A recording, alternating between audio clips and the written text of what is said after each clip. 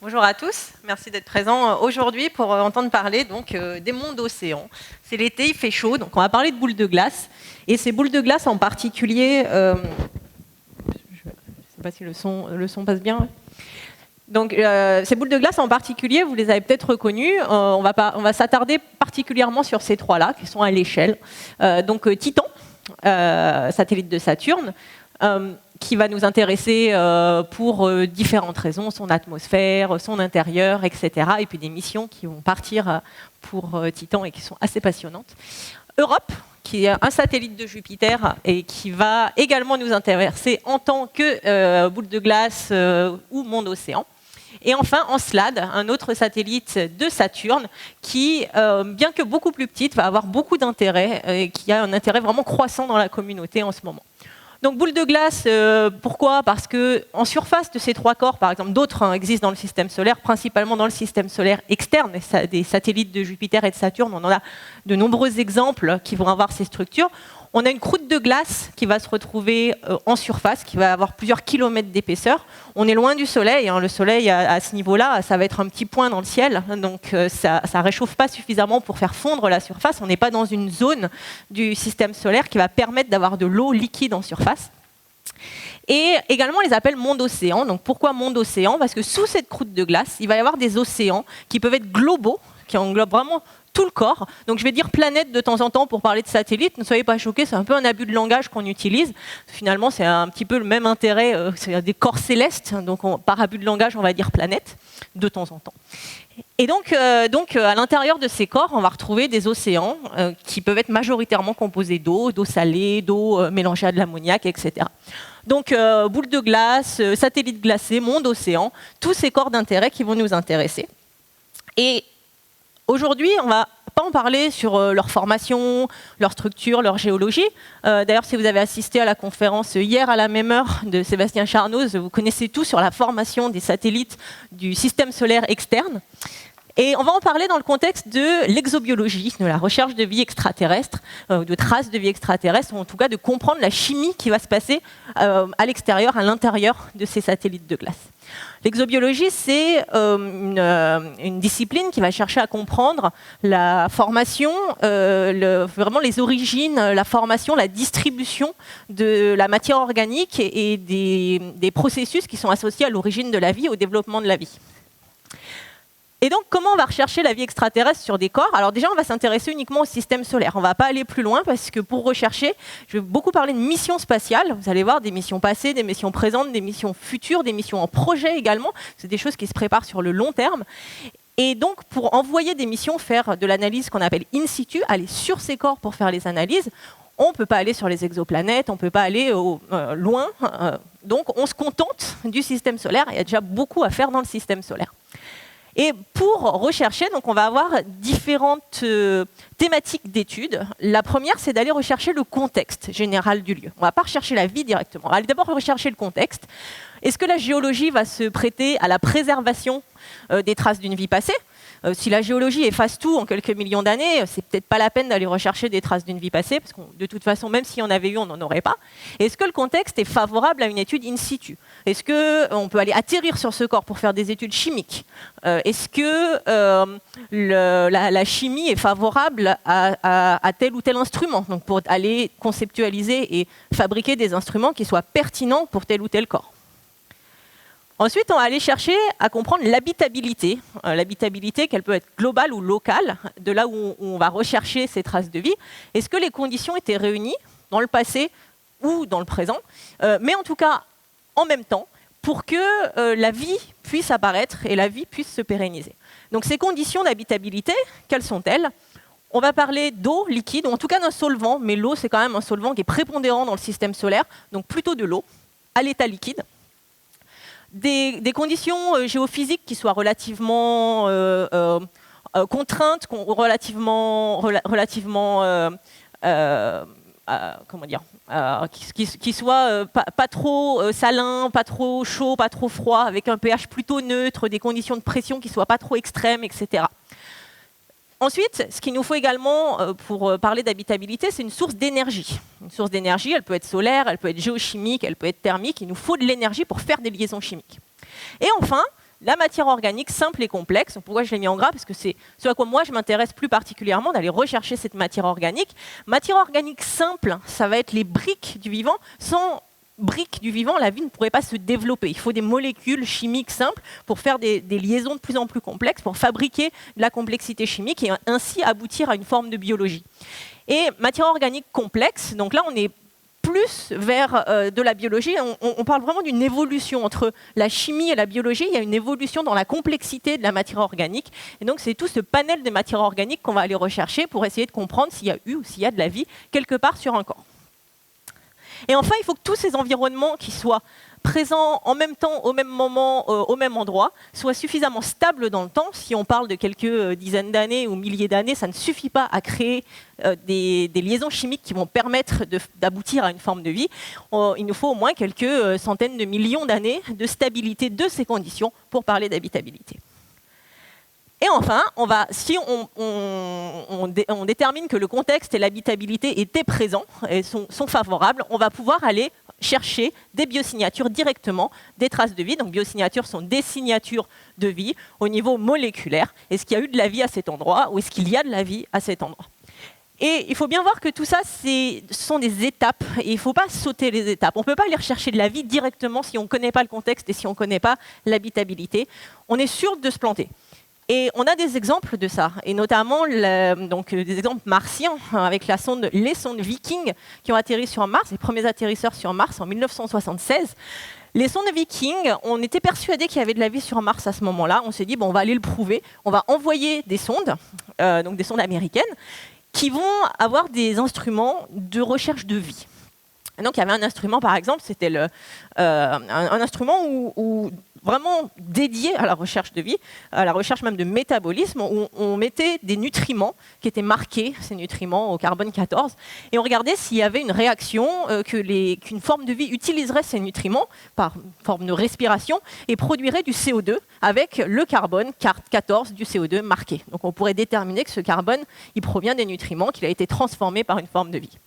Et les résultats ont été positifs. On a mis des nutriments, on a chauffé le sol martien, et puis on a eu du CO2 avec le carbone 14 marqué. Donc première conclusion des responsables de cet instrument, c'est bon, on a détecté la vie sur Mars. Cependant, à cette époque, on ne connaissait pas le contexte de Mars. Et le contexte, aujourd'hui, on le connaît, il y a des oxydants sur Mars. C'est vrai que la planète est rouillée, elle est toute rouge. Et ces oxydants, il y en a un en particulier qui s'appelle des perchlorates. Les perchlorates, ce sont des sels de chlore qui, quand on les chauffe, vont relarguer de l'oxygène, vont relarguer du chlore. Et l'oxygène qui est relargué va réagir avec les nutriments qui ont été mis dans cette expérience Viking et oxyder la matière et fabriquer du CO2. Donc on peut expliquer de manière complètement géologique la formation du CO2 marqué de l'expérience de biologie de Viking. On ne connaissait pas le contexte, on a mis des instruments qui n'étaient pas adaptés au contexte martien, au perchlorate martien. Donc, pas la peine d'aller rechercher des biosignatures si on ne connaît pas le contexte, si on ne connaît pas l'habitabilité. C'est ça qui justifie qu'on a des programmes sur certaines planètes. On a un programme martien. On peut se dire pourquoi on envoie toujours des missions sur Mars, on ne trouve jamais la vie. En fait, on ne l'a pas recherché parce que justement, on est plutôt sur Mars, on est encore sur ces deux étapes avant de passer à cette troisième étape. Et donc, pour tous les corps du système solaire qu'on va aller examiner, on va envoyer différentes missions, d'abord pour étudier le contexte, l'habitabilité, et ensuite rechercher des traces de vie. On ne peut pas sauter les étapes. Donc, on commence notre voyage dans le système solaire. On va commencer par Jupiter. Donc, Jupiter en soi, c'est un corps qui ne va pas nous intéresser du point de vue de l'exobiologie, c'est une géante gazeuse. Mais par contre, Jupiter, elle a des satellites. Elle en a même de nombreux. Elle a 79 lunes. Alors, c'est quelque chose qui change régulièrement. Il y en a régulièrement qui vont être découvertes au fur et à mesure. Et parmi ces 79, il y en a 4 qui nous intéressent particulièrement. Et parmi ces 4, une en particulier. Donc déjà, je vais dire un petit mot sur Ganymède. Donc Ganymède, c'est la plus grosse lune, le plus gros satellite du système solaire. Ganymède, c'est également un monde océan, croûte de glace, un océan sous cette croûte de glace. Cependant, sous l'océan, il y a une autre croûte de glace. Donc l'océan est coincé entre deux couches de glace. C'est une couche de glace assez spéciale qui se trouve en dessous de l'océan de Ganymède. C'est de la glace haute pression, donc c'est de la glace qui est plus dense que l'eau. C'est de la glace qui coule. Et donc cette couche de glace va isoler l'océan du manteau qui va se trouver en dessous. Et cet isolement du manteau, de l'océan du manteau par la croûte de glace, ça va, vous allez voir pourquoi, mais causer beaucoup moins d'intérêt du niveau exobiologique. Io, alors c'est un monde qui n'a pas du tout d'intérêt en exobiologie, mais par contre qui est fascinant, c'est un monde volcan. Donc il est chauffé par les forces de marée de Jupiter et va dissiper son énergie par des volcans, donc c'est des volcans en surface qui crachent. C'est absolument fascinant. Même si ça n'a vraiment aucun intérêt au niveau de l'exobiologie, il n'y a pas d'eau liquide, il y a beaucoup trop de chaleur, donc pas de molécules qu'on pourrait imaginer ou pas de vie qui pourrait se créer. Et donc Europe, c'est vraiment ce corps sur lequel on va s'attarder un petit peu plus dans les satellites de Jupiter qui nous intéressent pour la recherche de traces de vie. Et d'abord, je voudrais montrer quelques petites photos parce que c'est quand même assez impressionnant de voir. Et je vous invite à faire des observations au télescope. On voit très bien ces 4 satellites. Alors je ne sais pas en ce moment comment ils sont disposés autour de Jupiter, selon qu'ils soient devant, derrière ou sur les côtés. On les voit plus ou moins bien au télescope. Mais si vous faites des observations dans le cadre de cette semaine de festival, vous verrez 1, 2, 3 ou 4 de ces satellites autour de Jupiter. C'est assez impressionnant de voir ces petits points qui sont autour. Et donc, c'est typiquement ce genre d'image que vous pourrez voir en un petit moins de résolution, où on voit des satellites, on voit même l'ombre des satellites sur Jupiter, encore une fois, selon comment ils sont orientés. Là, par exemple, on voit le satellite Europe et son ombre sur Jupiter, l'ombre de Callisto, le satellite Callisto, etc., avec Io. Et d'autres photos qui sont particulièrement impressionnantes. Donc là, ce sont vraiment des photos qui ont été prises par une sonde qui s'appelle Juno. Juno, elle est encore en activité. Elle est autour de Jupiter. Elle étudie le système jovien. Et Juno a pris ces photos de Jupiter. Et là, on voit 2 petits satellites. Donc ces 2 petits satellites, à l'intérieur, c'est Io. À l'extérieur, c'est Europe. Vraiment photos de très bonne résolution, assez impressionnantes encore une fois. Quand on est dans le système solaire, on peut vraiment avoir, avec des sondes qui vont étudier sur place, des images extraordinaires. Et là, alors je ne sais pas si la vidéo... Donc c'est un time-lapse qui est faux, il est composite. Vous avez peut-être vu, souvent on fait du faux pour le visuel. Si vous avez assisté à des conférences du James Webb, vous voyez que les couleurs sont fausses, mais c'est vraiment pour avoir une représentation de la réalité. Et donc là, ce sont des photos qui ont été ajustées les unes après les autres pour en faire un time-lapse. Oh, le son n'a pas d'intérêt. Et donc, on voit, encore une fois, Io à l'intérieur, Europe à l'extérieur, qui vont se déplacer avec Jupiter en fond. Et alors là, pour les plus avertis d'entre vous, vous allez me dire, c'est bizarre parce que Europe qui est à l'extérieur, on a l'impression qu'elle se déplace plus vite que Io qui est à l'intérieur. Tout ce qui est mécanistique vous dirait que les satellites internes vont se déplacer plus vite que les satellites externes. On ne peut pas doubler un satellite par l'extérieur. C'est vrai.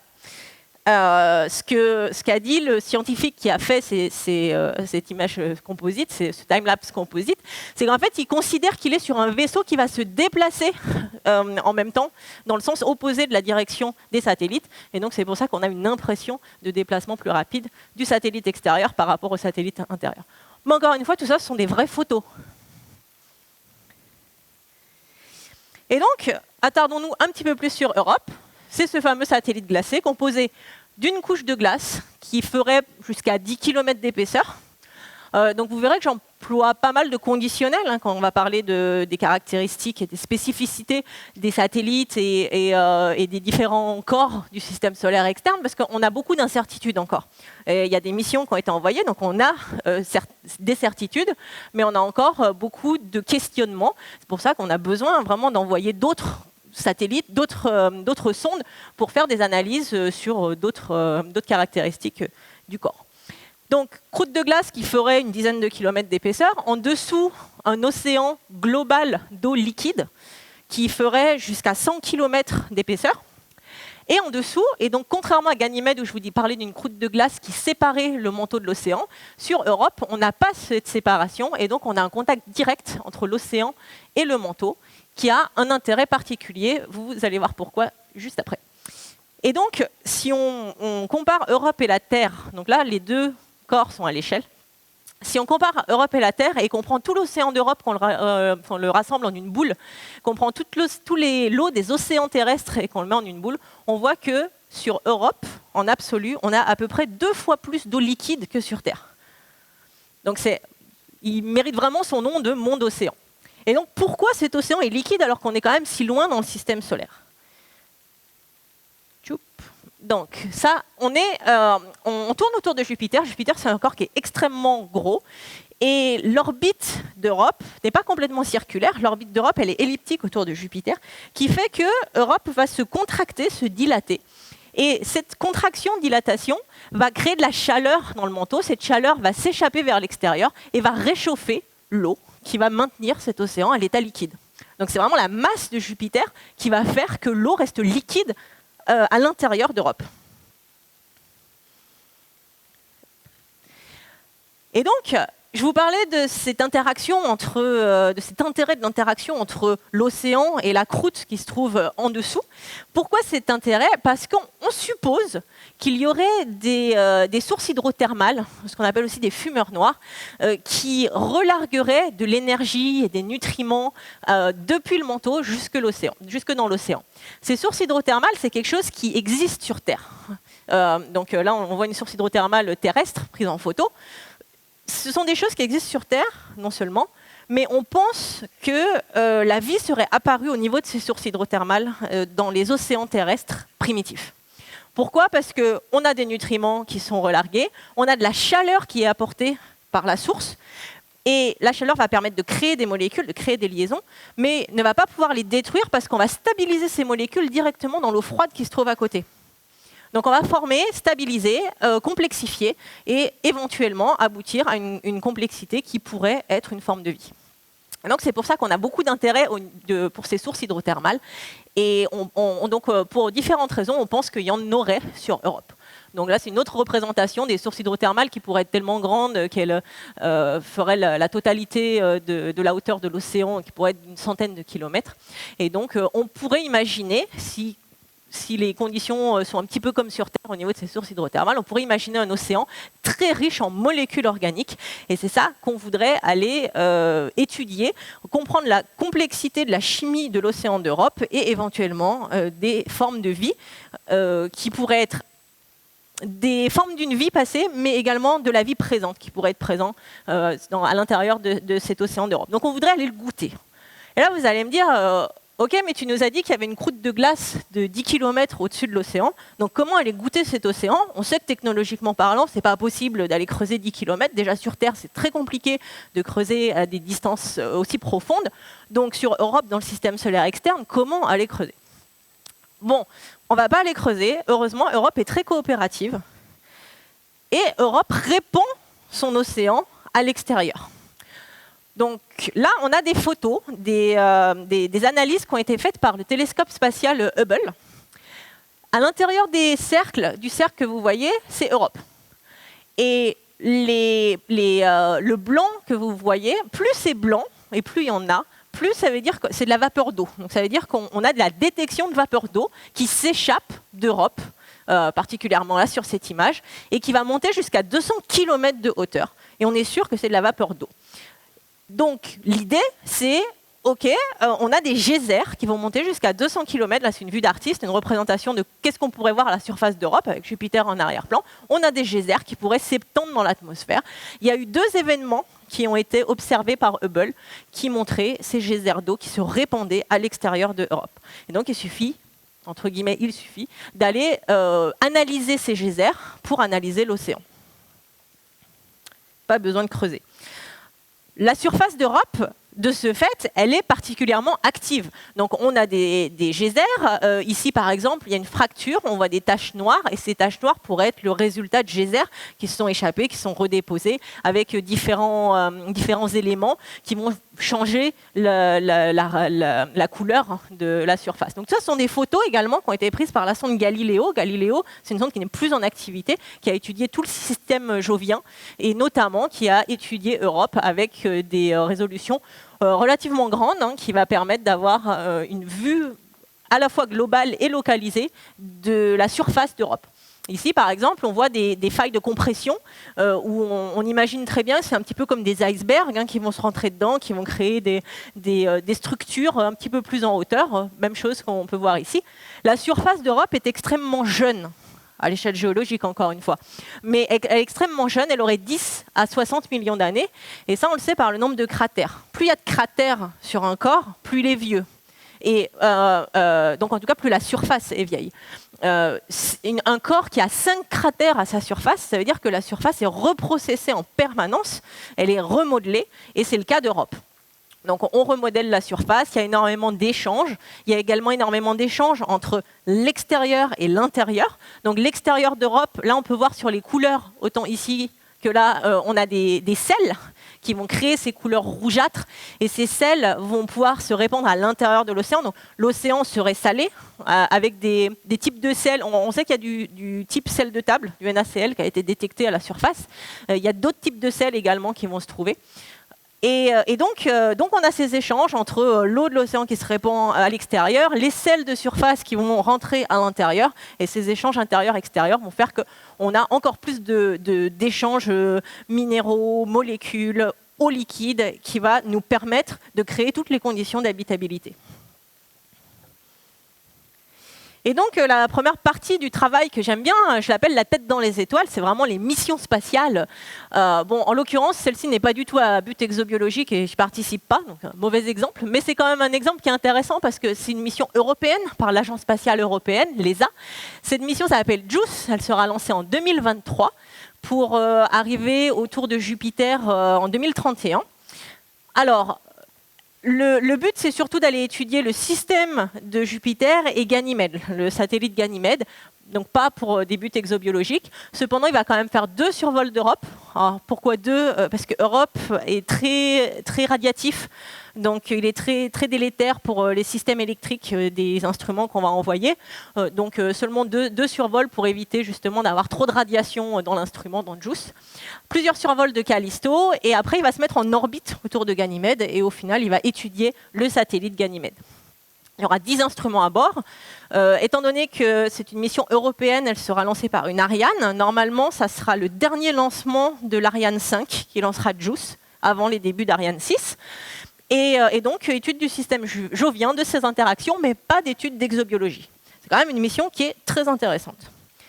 Et une autre mission qui va partir pour Jupiter et ses environs et qui va avoir comme destination principale d'étudier Europe, c'est Europa Clipper. Clipper, c'est une mission américaine qui partira en 2024, qui aura 10 instruments à bord et qui va avoir pour but de rechercher le contexte et l'habitabilité d'Europe. Donc, à cause des radiations, le Clipper va tourner autour de Jupiter et va faire seulement des survols d'Europe. Donc, elle va faire 45 survols d'Europe au cours de sa mission et faire des cartographies, des analyses avec les 10 instruments, de l'imagerie, du radar et quelques analyses chimiques pour l'habitabilité. Mais on ne va pas rechercher des traces de vie avec Clipper. Mais cependant, Clipper va également préparer les futures missions. Donc je vous disais contexte, habitabilité, puis biosignatures. Donc une future mission serait à destination d'Europe pour aller rechercher cette fois des biosignatures. Europa Lander. Cette mission, c'est un projet, c'est-à-dire qu'elle n'est pas encore actée. Il n'y a pas encore les budgets pour faire le Europa Lander, même s'il y a énormément de préparation, comme vous allez voir sur le lander. Et le lander, c'est un atterrisseur, va se poser pour faire des analyses en surface de chimie et rechercher si on peut avoir des traces de vie présentes à la surface d'Europe qui seraient déposées à partir des geysers qui relarguent l'océan, le redéposent en surface. Donc là, on voit une image d'artiste encore, avec Jupiter en fond, un geyser, parce que c'est ça qui nous intéresse beaucoup. Et donc, même si c'est un... Ah oui, donc pourquoi c'est par exemple, c'est vraiment essentiel d'avoir le contexte avant de pouvoir atterrir, c'est que sur Europe, on a découvert qu'il y avait des pénitents. Donc les pénitents sont ces formes blanches d'une sorte de glacier. Donc il y en a en haute altitude en France, dans le monde, sur Terre. Il y en a au-dessus de 4000 mètres. C'est des structures assez particulières qui s'appellent pénitents par rapport aux pénitents des Espagnols qui font des systèmes religieux qui vont avoir ces voiles blancs sur la tête, donc qui ressemblent un petit peu aux pénitents. Et donc là, on a quelques mètres de hauteur sur Terre, on va pouvoir avoir des pénitents. Et sur Europe, on s'est rendu compte qu'il pouvait y avoir également des pénitents au niveau de la structure, mais étant donné que la gravité est plus faible, ils pourraient faire plusieurs dizaines de mètres de haut. Et donc, si on ne connaît pas, si on n'a pas de cartographie de surface faite en amont, par exemple par Clipper, on ne saurait pas où atterrir. Et si on atterrit sur des pénitents sans savoir qu'il y en a à la surface, on se retrouverait avec un Europa Lander complètement à l'envers, qui ne pourrait pas faire ses analyses, qui se cracherait. Donc, c'est vraiment nécessaire d'avoir le contexte avant de pouvoir aller rechercher sur place l'habitabilité, les biosignatures. Et donc Europa Lander, je vous dis que c'est un projet, mais c'est un projet qui est quand même en étude depuis de nombreuses années. Il y a des documents entiers sur le projet qui ont déjà été... c'est public, vous pouvez rechercher, c'est ce qu'on appelle le STD, le Science... mais je ne sais plus. Mais en tout cas, donc c'est la description de la mission Europa Lander. Et l'idée, c'est que s'il y a le budget pour un Europa Lander, la NASA fera un appel d'offres mondial à dire, voilà, on va envoyer un atterrisseur sur Europe, proposez-nous des instruments. C'est ouvert au monde entier. On propose des instruments et parmi les instruments proposés, la NASA en sélectionnera un ensemble. Alors, en général, c'est des ensembles qui parlent les uns avec les autres. C'est ce qu'on appelle une payload instrumentale, donc qui va vraiment pouvoir travailler les uns en concordance avec les autres. Et puisqu'il n'y a pas le budget pour faire le Europa Lander, mais que c'est quand même un projet à fort intérêt, la NASA a financé des développements instrumentaux. Donc, par exemple, il y avait un projet qui s'appelait IC2, c'est le concept instrumental pour l'exploration d'Europe, un financement sur 2 ans pour du développement technologique et de la maturation instrumentale. C'était un projet qui a été sélectionné, les différents projets ont été sélectionnés en 2020 pour 2 ans, qui a été étendu à cause du Covid d'ailleurs jusqu'à maintenant. Donc là, on arrive en fin de ces financements. Et nous, on travaille en collaboration, donc avec le LATMOS, on travaille en collaboration avec les équipes de la NASA qui ont proposé un instrument qui a été sélectionné dans cette maturation instrumentale, qui s'appelle EMILI, pour recherche de vie et d'indicateurs moléculaires à la surface d'Europe. Et donc, EMILI, c'est des sous-systèmes dont un est français. Donc on fabrique, nous, dans notre laboratoire.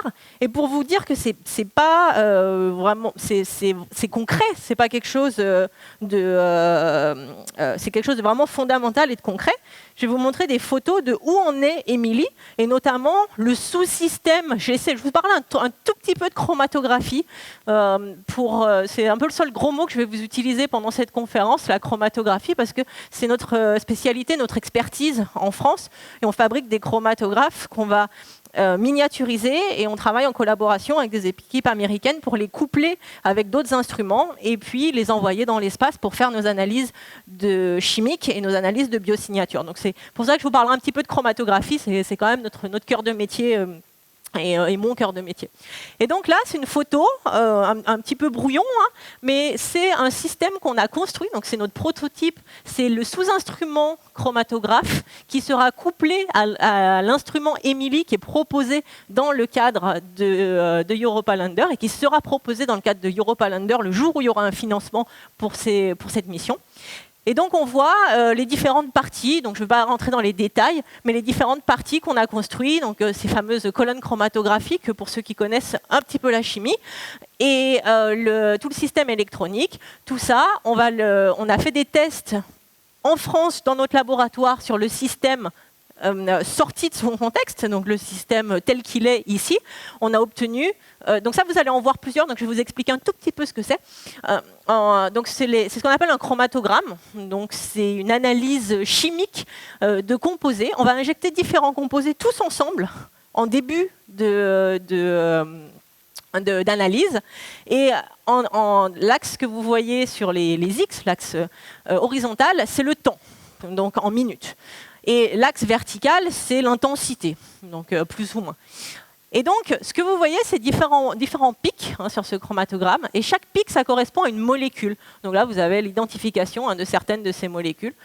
Et L'idée, c'est qu'on envoie toutes les molécules en même temps en début d'analyse et que le chromatographe va permettre de les séparer une par une. Et en les séparant, on va pouvoir les analyser. C'est un peu comme si je veux savoir le poids de chacun d'entre vous, mais que je mets tout l'amphi sur une balance, je ne pourrais jamais savoir. J'aurai un poids total, mais je n'aurai pas le poids de chacun d'entre vous. Il faut que je vous sépare un par un et que je vous mette sur une balance un par un pour pouvoir savoir combien vous pesez. Et bien là, c'est la même chose. Si on met toutes les molécules d'un coup sur l'analyseur chimique qui est une balance moléculaire, on aura un poids total. Donc on ne pourra pas analyser. Donc on est obligé de les séparer en amont. Et cette séparation, c'est la chromatographie. Donc c'est le système qu'on fabrique nous en France et sur lesquels on est expert. Et donc là, c'était vraiment pour vous montrer un succès sur la séparation. Et puis, on va aller le coupler après avec la balance moléculaire qui est fabriquée au centre NASA Goddard, dans le Maryland, qui sont nos partenaires un peu privilégiés. On travaille beaucoup avec eux. Et le couplage est normalement prévu pour dans quelques semaines. Donc, succès, mais également beaucoup d'échecs. Et ça, il faut vraiment en parler parce qu'on en parle beaucoup moins. C'est beaucoup de préparation d'instruments qui ne seront jamais sélectionnés. Là, c'était deux exemples de préparation instrumentale auxquelles j'ai participé. Il y en a un, c'était Species, l'autre s'appelait BI. Donc, vous voyez que les deux, c'était pour Europe, pour des analyses moléculaires d'Europe. Et c'est des instruments.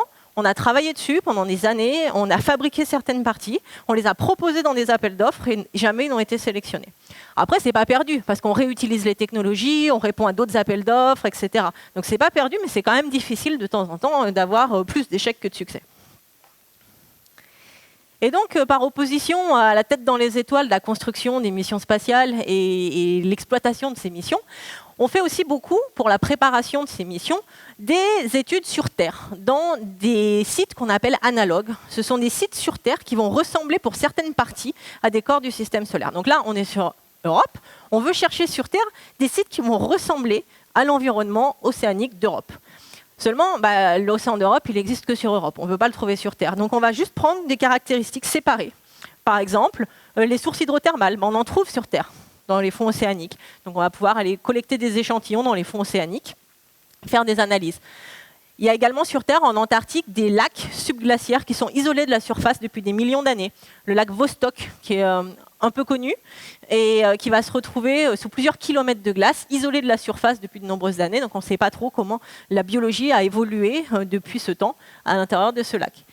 Et un autre type d'analyse, d'analogue qu'on va trouver, sont les lacs hypersalins. Donc là, c'est moi en train de collecter des échantillons sur ce lac. C'est le blanc qu'on voit, c'est pas de la neige, ce sont des sels. Et on a quelques mares d'eau liquide hyper salées. Et on sait qu'à l'intérieur de ces petites mares, de cette eau liquide, il y a beaucoup de vie. La vie grouille. La vie sur Terre, elle est adaptée à tous les environnements. C'est assez impressionnant. Elle est apparue, elle a colonisé la Terre entière. C'est assez impressionnant les conditions auxquelles la vie peut se développer. Et donc, on va collecter ces échantillons pour faire des analyses. Et quel type d'analyse? Par exemple, on construit des instruments. Donc, on veut être sûr que nos instruments ils fonctionnent dans des milieux hyper salins. Donc là, vous voyez mon doctorant, Valentin Boulet, qui, donc, faut rendre à César ce qui appartient à César. C'est lui qui fait toutes les analyses sur les échantillons collectés au lac Tires. Donc c'est un lac qui, je vous ai pas dit, c'est en Espagne, au sud de Madrid, et c'est tout un système hyper salin. En été, il y a plus que des petites mares d'eau, et en hiver, il y a un petit peu plus d'eau. Et donc Valentin, il travaille sur ces échantillons. Donc là, on ne voit pas bien, mais quand le sel sédimente, on a presque un tiers de la bouteille avec du sel sédimenté au fond et de l'eau salée qui se retrouve en surface. Donc c'est vraiment des saumures particulièrement salines dans cet environnement. Et donc Valentin, il travaille sur ces échantillons et il applique les méthodes des instruments qu'on va envoyer sur Europe sur ces échantillons où on sait qu'il y a de la vie. Et s'il n'arrive pas à trouver de la vie avec nos instruments sur ces échantillons, ça veut dire qu'il faut adapter la technique. Ça veut dire qu'elle n'est pas adaptée aux échantillons d'Europe. Et que sur Europe, on peut l'envoyer, on ne trouvera pas de vie, qu'il y en ait ou pas. Par exemple, ce qui va faire, puisqu'on se rend compte que le sel, la concentration en sel est particulièrement difficile à gérer au niveau de nos instruments et qu'on ne peut pas adapter suffisamment nos instruments, il faut adapter l'échantillon et on va appliquer des techniques de dessalage.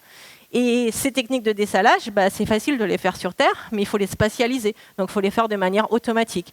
Et pour vous dire le temps que ça prend, c'est vraiment des échantillons, c'est monstrueux le nombre d'analyses et le temps. Valentin, sa deuxième année de thèse est consacrée à l'étude de ces échantillons et sa troisième année de thèse sera consacrée majoritairement à l'étude de ces échantillons. Ça prend vraiment un temps fou. Là, c'est une photo du laboratoire avec les instruments de laboratoire non miniaturisés, mais qui sont les mêmes que les instruments qu'on va miniaturiser pour envoyer sur Europe pour faire les analyses. Et là, c'est encore une fois les chromatogrammes avec ces petits pics. Donc là, c'était pour une étude martienne que j'avais faite, où j'avais eu la chance d'aller en Arctique pour faire ces études d'échantillons, au Svalbard qui ressemble pour différents points. Donc c'est un analogue de Mars pour certaines caractéristiques. Et là, sur ces échantillons, on a pu déterminer des choses très intéressantes. Par exemple, cet échantillon-là, je ne vous demande pas de lire, de toute façon c'est illisible ce qu'il y a comme molécules qui se trouvent dessus, mais on peut déterminer à partir de cet échantillon que dans cet échantillon, il y a eu de la vie mais qu'il n'y en a plus aujourd'hui. Parce que les molécules qui sont détectées, ce sont des molécules qui sont uniquement très stables dans le temps, mais les molécules de la vie qui ne sont pas stables ne sont pas présentes. Donc c'est de la vie ancienne qu'il y avait sur cet échantillon. Et cet échantillon-là, à contrario, il y a de la vie présente, on retrouve des traces d'ADN, d'acides aminés, vraiment des choses qui se dégradent très vite dans le temps. Donc si on les détecte, ça veut dire que la vie est présente. Et donc on peut, à partir d'études chimiques, vous voyez, c'est que des molécules chimiques et c'est nos analyses chromatographiques, cette fameuse méthode qu'on développe, on peut savoir s'il n'y a pas de vie dans un échantillon, s'il y a eu de la vie mais qu'il n'y en a plus aujourd'hui, ou s'il y a de la vie toujours actuellement. Donc c'est très puissant comme méthode. Et donc maintenant, on va aller du côté de Saturne, on va aller un petit peu plus loin dans le système solaire. Pareil, Saturne ne nous intéresse pas en tant que planète, ce qui va nous intéresser, ce sont ses satellites. Et ces satellites, Saturne, comme Jupiter, elle en a de nombreux. Ah, déjà quelques vues de Saturne, parce que c'est quand même exceptionnel. C'est la sonde Cassini, cette fois, qui a fonctionné de 2004 à 2017 autour de Saturne et qui a pris des photos. Là, c'est assez impressionnant de se dire que ce n'est pas une peinture, c'est une photo, avec le Soleil qui est derrière Saturne. Donc, on voit à contre-jour Saturne, ses anneaux. Et si vous avez suivi la conférence de Sébastien Charnos, vous connaissez tout sur la formation des anneaux et sur le type d'anneau qui va se trouver autour de Saturne. Et donc, nous, cet anneau qui va nous intéresser, c'est celui-ci. Cet anneau, c'est l'anneau E de Saturne. Et cet anneau, il est constitué uniquement par un satellite en SLAD qui va éjecter par des geysers l'eau de son océan. Donc, en SLAD, c'est vraiment comme Europe. Il a une croûte de glace, un océan et des geysers. Et les geysers sont tellement puissants et tellement nombreux qu'il va éjecter sur son orbite de l'eau et qu'il va en créer un anneau autour de Saturne, qui est l'anneau E. Donc, ce qu'il faut voir, c'est que là, sur toute la largeur de l'image, on a 600 000 km. C'est quand même beaucoup. Et que l'épaisseur des anneaux, internes en tout cas, ils sont de quelques mètres. C'est quelque chose qui est extrêmement fin. Alors l'anneau E, il est un petit peu plus diffus. Non seulement il est plus diffus en épaisseur, mais il est aussi plus diffus en largeur et il va s'étendre un petit peu plus loin autour de Saturne. Il va englober d'autres satellites et les autres satellites qui vont tourner et qui vont taper dans les éjections d'eau de l'anneau E vont se charger en eau dans SLAD et sur leur côté qui est ce qu'on appelle la... Alors j'ai plus le terme en français, c'est la leading hémisphère, donc c'est l'hémisphère qui est en front dans le déplacement du satellite. On va se charger en eau parce qu'on passe dans cet anneau E très étendu dans SLAD et on va augmenter l'albédo du satellite sur sa face de front par rapport à sa face de derrière. C'est assez marrant de voir toute la physique qui est intriquée. Donc on a un SLAD qui va se répandre sur d'autres satellites que de Saturne. Et donc là, une autre vue de Saturne, prise par Cassini. On voit bien la tempête hexagonale qui se trouve au pôle Nord. Toujours les photos, c'est impressionnant. Et donc le système de Saturne, c'est de nombreux satellites. C'est plus de 70 satellites. Ça change un peu tout le temps. On découvre au fur et à mesure des petits. Et les deux qui vont nous intéresser aujourd'hui, donc déjà, on aura Titan, mais Titan, on va finir par Titan parce qu'on finira par la mission Dragonfly. Mais on va d'abord parler un tout petit peu d'Encelade. Donc Encelade, qui est ici, je ne la retrouvais plus, qui est, à l'instar donc de Europe, un monde océan on voit bien encore l'anneau E ici qui est représenté, et qui va avoir des geysers. Et ces geysers qui vont se trouver sur Encelade vont être beaucoup plus nombreux que ceux d'Europe. Europe, je vous ai dit, Hubble a détecté 2 jets sur les différentes analyses. Encelade, c'est en permanence. Et donc, Encelade, monde océan, on est avec une croûte de glace. L'épaisseur est très peu contrainte, on ne connaît pas l'épaisseur de la croûte de glace. Un océan, donc là une image de synthèse, hein, avec une coupe d'Encelade. Un océan qui va se trouver soit global sur tout Encelade, soit qui va être un peu accentué au niveau des pôles. Ça, on ne sait pas trop. Et un contact entre l'océan et le manteau qui va permettre d'avoir des sources hydrothermales. Donc, vraiment, même système que l'océan d'Europe. On n'est pas du tout sur la même échelle de grandeur. Encelade est vraiment toute petite, mais par contre, donc, contient énormément d'eau par rapport à sa taille. Encore une fois, hein, les océans de la Terre, d'Europe et d'Encelade, tout à l'échelle. Et on voit que il mérite également bien son terme de monde océan. Et les geysers sont produits en permanence sur Encelade, mais uniquement au niveau du pôle sud. Il y a 4 qu'on appelle les Tiger Stripes au pôle sud, il y a 4 griffes du tigre, et c'est par ces 4 failles que vont s'éjecter les geysers.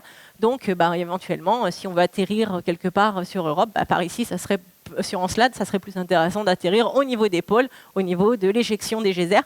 Et les geysers, donc il y a 8% de ce qui s'éjecte qui part dans l'anneau E, et 92% qui retombent sur Encelade. On renouvelle la surface en permanence, encore une fois, surface très jeune au niveau d'Encelade. Donc Encelade, petit mais costaud, c'est 500 km de diamètre. 500 km, alors j'aime bien regarder en fonction des villes où je suis, 500 km, là c'est Florence-Marseille à peu près.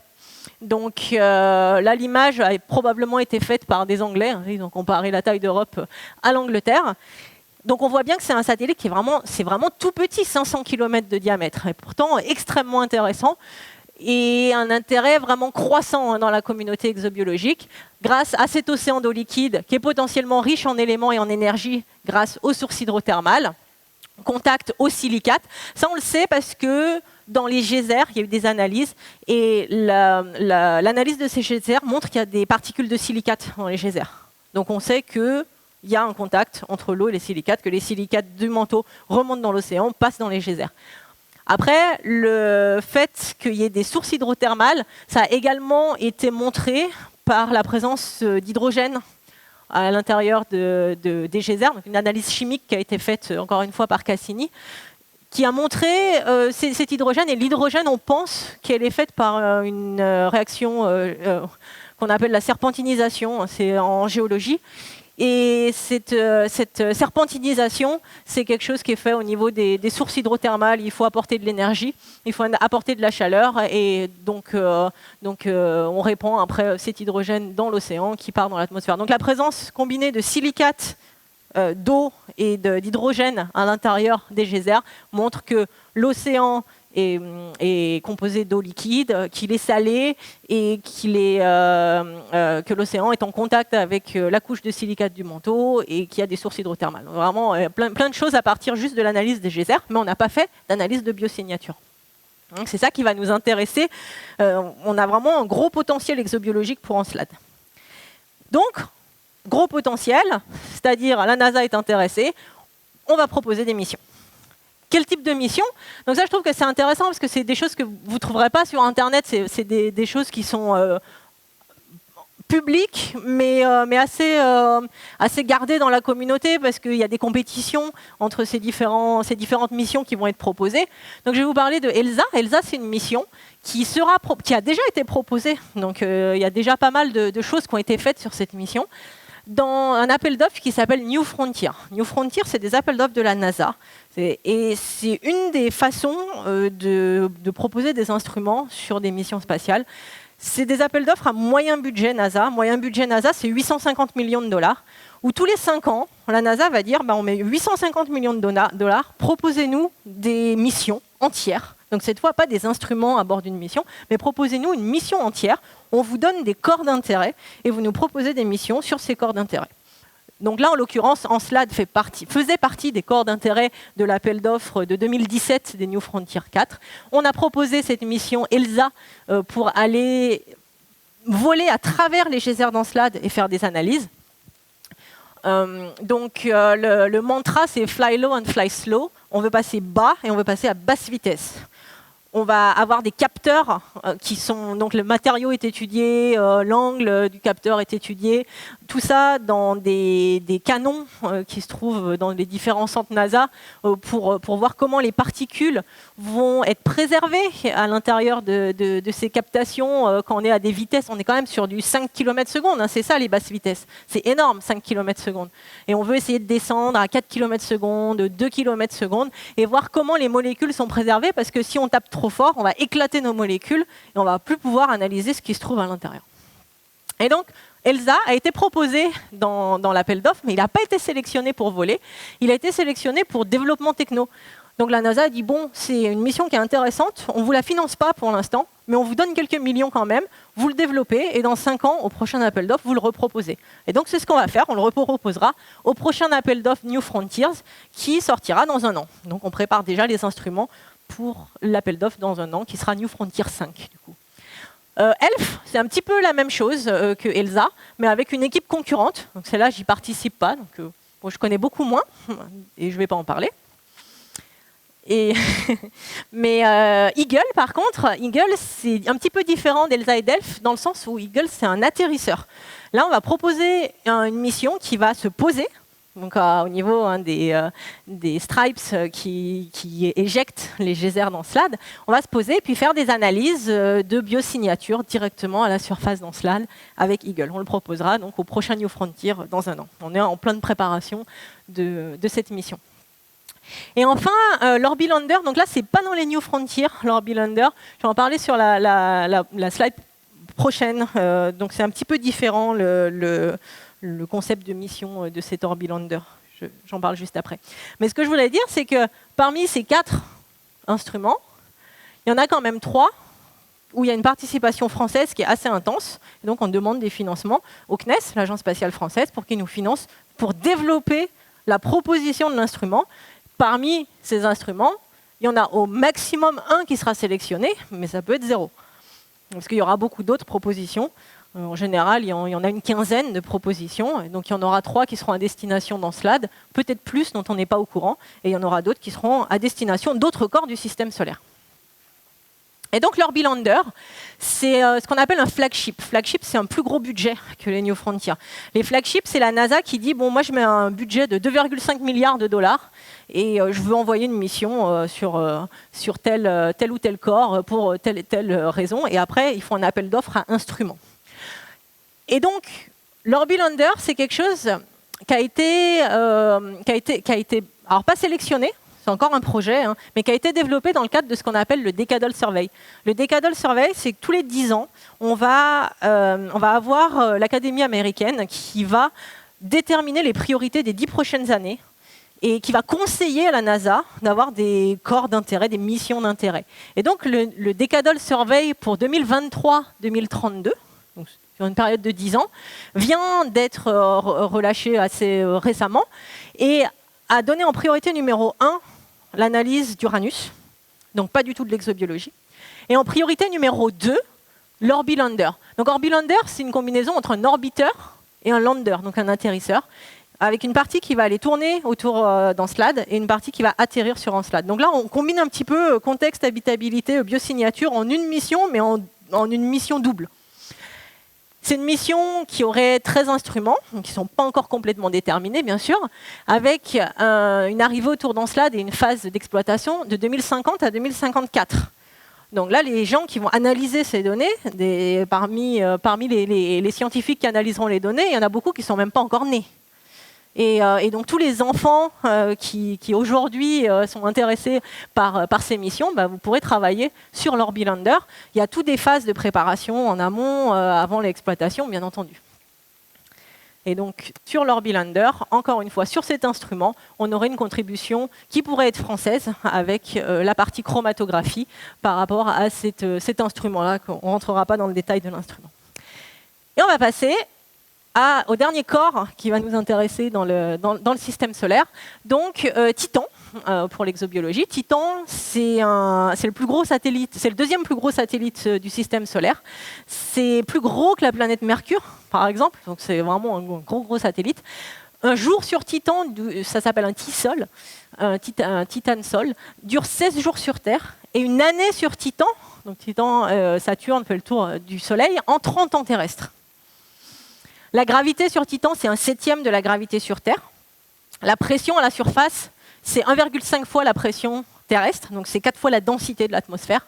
Et la température de surface de Titan, donc on parle toujours en Kelvin, donc 94 Kelvin, en Celsius, c'est moins 180 degrés Celsius. Titan, il y a une atmosphère qui est tellement épaisse qu'on ne voit même pas la surface quand on regarde en visible. On voit juste une boule floue, jaune. Et c'est ça qui nous intéresse particulièrement sur Titan, c'est cette atmosphère dense et épaisse. Donc, je ne vous demande pas de regarder au niveau des différentes molécules, mais de voir qu'on a une complexification au niveau de la sédimentation dans l'atmosphère. Donc là, on est sur la haute atmosphère de Titan. On a des molécules. On a donc une atmosphère qui est composée d'azote, mais on a également du méthane et de l'éthane qui se trouvent dans l'atmosphère. Donc, l'azote, c'est de l'azote. Le méthane et l'éthane, c'est du carbone et de l'hydrogène. Donc on a azote, carbone, hydrogène, on va fabriquer des molécules organiques carbonées azotées, c'est super intéressant pour la biologie. Les molécules vont être relativement simples avec les particules énergétiques qui vont arriver du Soleil en haute atmosphère. Et au fur et à mesure de leur sédimentation dans l'atmosphère de Titan vers le sol, elles vont se complexifier et on peut avoir des molécules extrêmement complexes qui vont se déposer en surface. Et c'est cette analyse de molécules et de complexité de surface qui va nous intéresser puisque on est sur un satellite laboratoire. C'est un laboratoire à ciel ouvert qui a une échelle planétaire qui va nous permettre de regarder jusqu'à quel niveau de complexité quel niveau de complexité on peut atteindre dans un environnement qui finalement ressemble pas mal à l'environnement terrestre primitif. Donc sur Titan, on a cette atmosphère dense qui nous intéresse. On est sur un monde océan. Donc on a un océan sous la croûte de glace de surface. Alors, la croûte de glace, elle pourrait être particulièrement épaisse, jusqu'à plusieurs dizaines de kilomètres d'épaisseur. Ça encore, c'est très peu contraint et la mission Dragonfly va pouvoir y répondre. Mais on est comme sur Ganymède où l'océan, il est en dessous de l'océan. On a une croûte de glace haute pression qui va séparer l'océan du manteau. Mais par contre, même si la croûte de glace est particulièrement épaisse aujourd'hui en surface, au-dessus de l'océan liquide, dans le passé, il y a quelques milliards d'années, cette croûte était potentiellement très fine et permettait des échanges entre l'atmosphère et l'océan. Donc l'atmosphère riche en molécules, l'océan eau liquide, on a de l'eau liquide des molécules, c'est les conditions idéales pour foisonner de molécules complexes et éventuellement aboutir à une forme de vie. Vraiment très intéressé par ce corps. On a toutes les conditions d'habitabilité, on a de l'énergie, on a du carbone, on a des solvants, donc deux types de solvants. L'eau de l'océan dont je vous ai parlé, qui est aujourd'hui un petit peu moins intéressante, mais on a aussi des solvants à la surface de Titan. Là, ce sont des photos prises par Cassini, encore une fois. On a des lacs, mais des lacs, pas d'eau, des lacs de méthane et d'éthane liquide. On est à moins 180 degrés, donc le méthane et l'éthane sont liquides à cette température. C'est là que se trouve au niveau des pôles nord de Titan. Et à l'instar de l'eau, du cycle de l'eau sur Terre, on a le cycle du méthane et de l'éthane liquide sur Titan, avec des marées sur ces lacs, des rivières, des évaporations, des pluies, etc. Alors, je vous vends un petit peu les lacs, mais vous verrez qu'on ne va pas les étudier avec la mission Dragonfly parce qu'ils se trouvent au niveau des pôles et que nous, on va atterrir au niveau de l'équateur et qu'on n'ira pas au niveau des pôles. C'est une question qui revient régulièrement sur Dragonfly. Est-ce que vous allez étudier les lacs? Eh bien non. Cassini, c'est une mission qui a duré de 2004 à 2017. Et en 2004, Cassini, c'est une mission américaine. Elle a relargué un petit module qui s'appelle Huygens, qui est européen. Et Huygens a atterri à la surface de Titan. C'est le premier atterrissage sur un corps aussi lointain du système solaire. Après une photo. Cette photo, là, on dirait des cailloux. En fait, ce sont des blocs de glace. Et ce qu'on dirait du sable, c'est du sable organique. Ce sont des molécules qui s'agglomèrent entre elles. Et donc, Cassini a fait 127... Cassini, c'était pas dédié à l'analyse de Titan, mais à l'analyse de tout le système de Saturne, et est passé 127 fois autour de Titan pour faire des analyses. Donc on connaît assez bien Titan aujourd'hui grâce à Cassini. Cassini a déterminé une cartographie assez précise de Titan, et on voit que à des zones qui sont séparées de quelques kilomètres, quelques dizaines de kilomètres, on a des couleurs, donc des environnements qui sont extrêmement différents. Et ça nous donne l'idée, bon, on voudrait atterrir à une dichotomie de lieux où on pourrait aller explorer les zones claires, les zones rouges, les zones sombres, pour pouvoir avoir une idée un peu plus globale de Titan. Sur Terre, si on va dans le désert, si on va en Arctique ou si on va en furrow équatorial, on trouve des systèmes complètement différents. Et bien sûr, Titan, c'est un petit peu la même chose. C'est extrêmement différent, les environnements. Et grâce à Cassini et Cassini-Huygens, qu'on pu explorer Titan, Titan s'est passé d'un statut de lune relativement mystérieuse à un environnement qui est très familier et qui finalement ressemble beaucoup à notre environnement, à nos paysages terrestres et également à notre chimie terrestre, primitive, encore une fois. On en connaît assez peu sur la surface de Titan et sur la chimie de la surface de Titan, mais maintenant on sait mieux quelles questions poser. Et ces questions, on va les poser avec Dragonfly. Dragonfly, c'est un drone qui atterrira sur Titan en 2034. Et c'est une mission qui est actée. Celle-là, elle est en préparation. Elle va partir en 2027. On est vraiment en plein dedans. Ça passe pas la vidéo. Je vais le passer avec l'ordinateur. Donc c'est une mission qui aura une entrée directe dans l'atmosphère de Titan. Là, on voit son parachute. Ah, désolé. C'était le laser que je voulais faire. Je regarde l'heure pour pas trop dépasser, pour avoir le temps pour les questions. Donc Dragonfly va sortir de son cocon thermique, va se détacher directement, va activer ses hélices durant sa chute dans l'atmosphère et va aller choisir son lieu d'atterrissage à la surface de Titan. Donc tout ça devrait se passer comme sur des roulettes en 2034. Dragonfly va aller caractériser la surface et la basse atmosphère de Titan pour comprendre jusqu'où a pu progresser la synthèse organique dans des environnements qui comportent toutes les conditions qui sont clés pour la vie. Le lancement sera fait en 2027, avec une arrivée fin 2033, début 2034. Le trajet utilisera des assistances gravitationnelles. Alors là, ce n'est pas le dernier des schémas d'assistance gravitationnelle. Ça change en fonction du lanceur. Et le lanceur sera sélectionné d'ici le mois de novembre pour savoir quel lanceur définitif on aura et pour savoir quelles assistances gravitationnelles on pourra faire pour aller sur Titan. Ce qu'on sait, c'est qu'on aura un lanceur qui nous permettra de faire un trajet en seulement 6 ans et demi, ce qui est très court pour aller dans le système solaire externe. L'entrée atmosphérique, comme je vous l'ai montré, c'est une entrée directe, et la latitude et période de l'année seront similaires à Huygens en 2004. Comme je vous ai dit, l'année sur Titan, c'est 30 ans, et on atterrira en 2034, c'est-à-dire pile 30 ans, pile une année Titan après Huygens, et à peu près à la même latitude. À cette époque de l'année, on viendra de passer le solstice d'hiver de l'hémisphère nord. On atterrira, nous, à peu près au niveau de l'équateur. Et donc, on sait que les vents seront faibles. On sait qu'il n'y aura pas de pluie, qu'il n'y aura pas de nuages là où on atterrit, parce qu'on connaît la météo de cette latitude à cette époque de l'année, grâce à Huygens en 2004.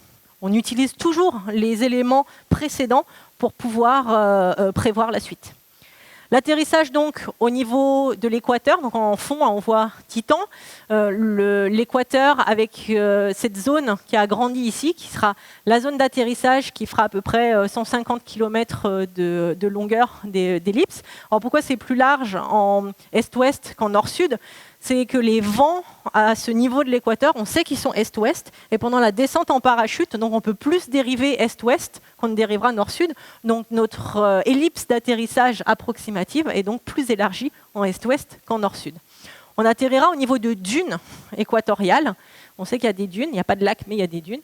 Et ces dunes ont été choisies pour des raisons scientifiques et technologiques. Scientifique parce que ces dunes, c'est un aboutissement de la chimie organique à la surface de Titan.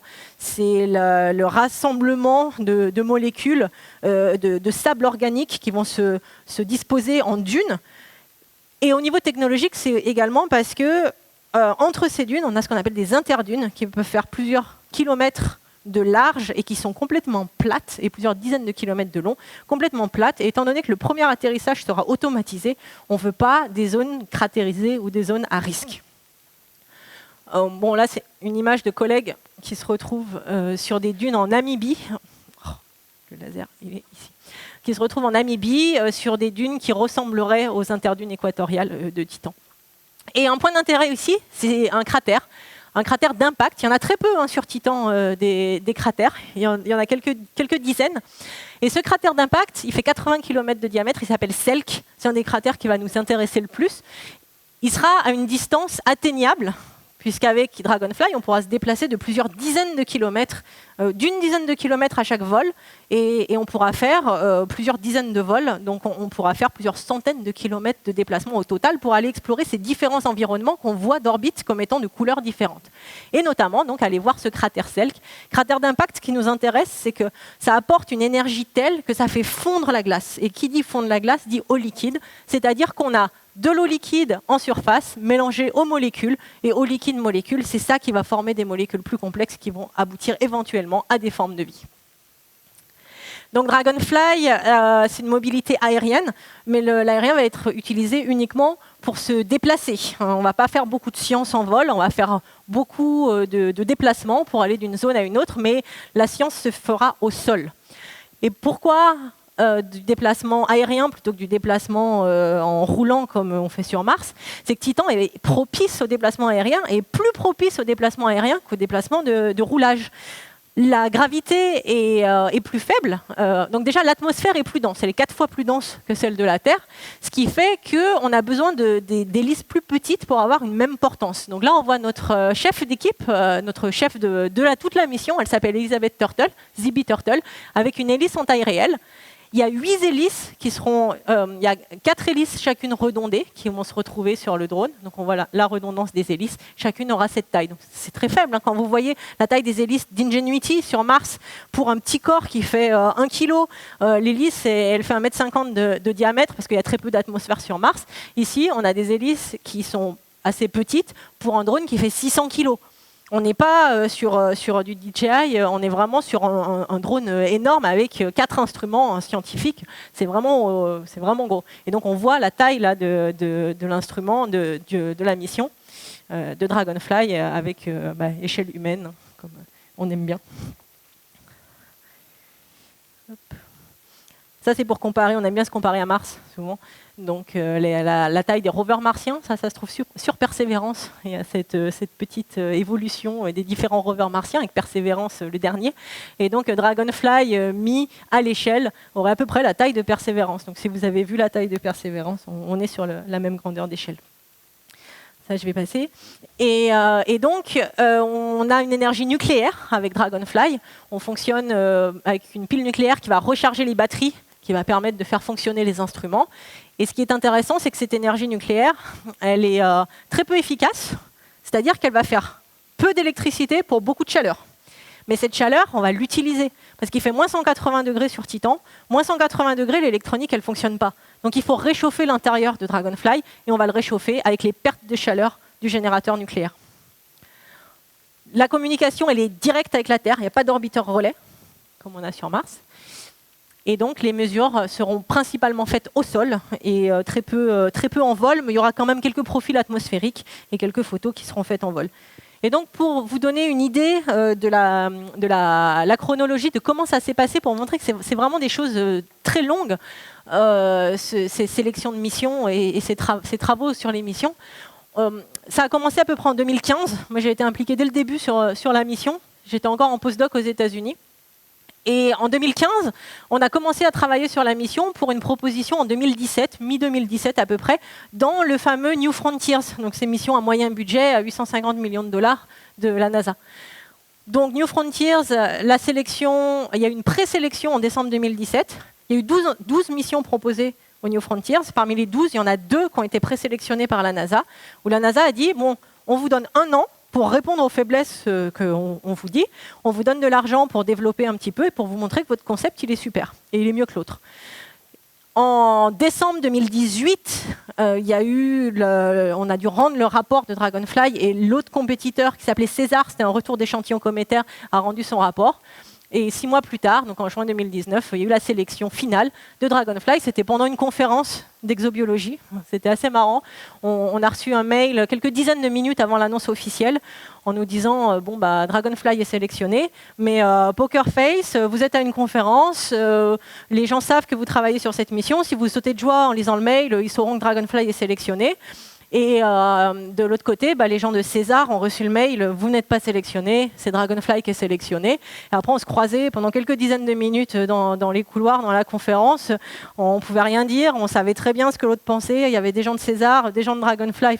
C'était assez bizarre jusqu'à l'annonce officielle. Tout le monde a explosé de joie. Donc le lancement était initialement prévu en 2025, puis en 2026, puis en 2027. Toujours un petit peu des retards pour différentes raisons, notamment Covid. L'arrivée sur Titan début 2034. Atterrissage, donc je vous ai dit, c'est au niveau des dunes interéquatoriales. Elle s'appelle Shangri-La, ces dunes, avec une durée d'exploitation de à peu près 3 ans et demi. Très peu contrainte la durée d'exploitation. Il y a très peu de consommables qui risquent de diminuer la durée. Comme dit notre chef, elle dit on manquera d'argent avant de manquer d'énergie. Donc ça sera peut-être l'argent, les budgets qui diminueront la mission, le temps de la mission. Et donc 25 sites d'exploration avec les cratères d'impact, avec la fonte de l'eau liquide, les dunes, etc. Donc je ne vais pas rentrer dans ce détail par souci de temps. Et je vais vous parler donc vite fait des 4 instruments qui se trouvent dans Dragonfly. Il y a des caméras, donc les couleurs correspondent. Donc vous voyez que c'est un petit peu éclaté, un petit peu dans toute... non, le bleu... le bleu, on ne le voit pas. Mais donc, toute une série de caméras, des analyses pour l'humidité du sol. Et les 2 gros instruments, ce sont la station météorologique et géophysique, qui va permettre de regarder vraiment plein de choses, la profondeur justement de l'océan, l'épaisseur de la couche de glace, l'activité sismique, la composition de l'océan, tout ça. Les vents, donc station géophysique très très complexe. Et l'analyseur chimique, qui a une autre partie qui est le système d'acquisition d'échantillons. Et donc, je vais vous en parler un tout petit peu plus parce que c'est celui sur lequel il y a une collaboration entre le CNES, l'Agence spatiale française, qui va fournir une partie de cet instrument, et la NASA. Cette collaboration a été signée en mars de cette année. Après plusieurs années où on développait dans nos laboratoires cette collaboration, on espérait que ça allait être signé. Ça a mis beaucoup de temps à être signé. Et donc, je pense que je vais finir sur cette petite vidéo. Comme ça, on laisse un peu de temps pour les questions. Et donc, la vidéo vous montre le déroulement d'une activité Dragonfly avec l'instrument DRAMS, justement. Donc, atterrissage en direct, on tombe dans l'atmosphère qui est très dense, l'atmosphère. Donc, c'est un peu comme si on tombait dans de l'eau, on va pas tomber comme sur Terre dans l'atmosphère. Dragonfly choisit lui-même sa zone d'atterrissage. Il va déployer ses premiers instruments pour voir si le site est intéressant pour creuser, pour faire une première analyse. Donc là, avec un instrument, il va regarder la composition en eau, en ammoniac du sol, et il va nous dire, bon, vous pouvez creuser, c'est intéressant. Et donc le système d'acquisition Draco va creuser. Il y a deux forêts, un sur chaque patin d'atterrissage. C'est une sorte d'aspirateur qui va aspirer l'échantillon et le recracher de l'autre côté. Sauf qu'il y a, comme dans l'aspirateur, une sorte de sac poubelle au milieu. Donc le sac poubelle, c'est notre instrument DRAMS, qui va avoir des capsules qui vont capter l'échantillon. Il y a un petit déflecteur là, sur la capsule qui va capter l'échantillon au moment du passage. Et il y a 2 carousels qui se trouvent au niveau des capsules. Un carrousel extérieur qui va faire une analyse laser, donc un laser qui va taper sur l'échantillon, qui va relarguer les molécules et qui va les analyser sans les séparer, mais dans une pesée, et qui va regarder s'il y a des répétitions de cycles qui va permettre de nous donner des informations sur la composition moléculaire. Et l'autre carrousel intérieur a des capsules, donc de la même chose, qui va capter l'échantillon par des réflecteurs, mais qui va cette fois chauffer l'échantillon jusqu'à 600 degrés. et qui va analyser, après séparation, par notre fameux chromatographe qui est fabriqué en France, et qui va ensuite peser ces molécules séparées, et qui va pouvoir déterminer si les molécules détectées proviennent de la chimie ou proviennent du vivant par des systèmes un petit peu particuliers. Et donc ensuite, Dragonfly rentrera son antenne et partira sur un autre site, plusieurs dizaines de kilomètres plus loin, pour faire une autre exploration. Donc là, vous voyez ça en 3 minutes. En vrai, ça durera 1 mois et demi. Et tous les mois et demi, on partira de site en site. C'est-à-dire 3 jours titan, 1 mois et demi. Donc voilà. Et je vais terminer par donc la contribution française. Hein, elle est, je n'ai pas le temps d'en discuter. Je vais juste terminer par donc la dernière diapo. On a, tous les ans, on a un Science Team Meeting. En 2019, il était en présentiel. En 2020, Covid oblige, il était en Zoom. Et normalement, le prochain, il est dans 3 mois et il sera de nouveau en présentiel. Ça fait du bien parce que c'est quand même difficile avec les décalages horaires. Il y a beaucoup d'activités qui sont faites autour de Dragonfly. Hein. Là, c'est de la réalité augmentée qu'on voit par cette vidéo. Et nous, on est en train de développer de la réalité virtuelle avec l'Institut VR2 Planète. Si vous allez à la réalité virtuelle martienne qui se trouve là-bas, c'est VR2 Planète qui l'a développé et on est en train de développer avec eux du Dragonfly. Et je vais juste terminer par cette image qui montre la diversité de genre sur les différentes missions spatiales depuis les années 70. On voit que dans les années 70, très peu de femmes travaillaient sur les missions spatiales et au fur et à mesure du temps, on se retrouve avec de plus en plus de femmes. Donc j'encourage toutes les femmes et toutes les jeunes filles à travailler dans les sciences planétaires.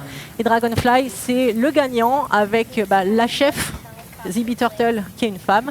Et donc un pourcentage de femmes de presque 50% de scientifiques qui travaillent sur la mission. C'est comme ça. Je vous remercie de votre attention.